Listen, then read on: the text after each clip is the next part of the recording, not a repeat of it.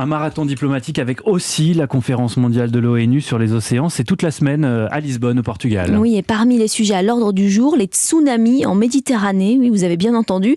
Et d'ici 2050, le risque est même proche de 100% selon l'UNESCO. Une vague meurtrière causée entre autres par des glissements de terrain, le frottement des plaques tectoniques et même l'instabilité des volcans italiens. Alors que pourrait-il se passer sur nos côtes? Les explications de Louis Salé.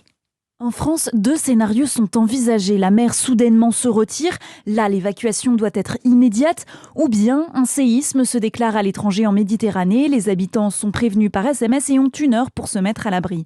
Des situations auxquelles les Français sont peu sensibilisés d'après Mathieu Perroche, il est chercheur en géographie des risques. C'est complètement absent des documents réglementaires, en général absent des documents d'information, donc c'est aussi normal que la population n'ait pas plus connaissance du phénomène localement. Si les consignes sont globalement connues, s'élever à plus de 5 mètres de hauteur et s'éloigner de 200 mètres de l'eau, les dommages qui seront très locaux dans les ports et sur les plages sont sous-estimés. On va avoir une submersion qui sera importante à l'intérieur des plages avec, si on est sur une période estivale, potentiellement des victimes. Cette sensibilisation, elle se fait par des plaquettes, des flyers, des petites vidéos et ainsi de suite, mais elle se fait aussi évidemment par la mise en place d'une signalétique qui permet d'indiquer le site refuge le plus proche, l'itinéraire le plus adapté pour évacuer le plus grand nombre de personnes en un minimum de temps. Seule la ville de Cannes a pris la décision d'installer dès cet été des panneaux spécifiques au risque de tsunami. Louis Salé, spécialiste environnement d'Europe 1.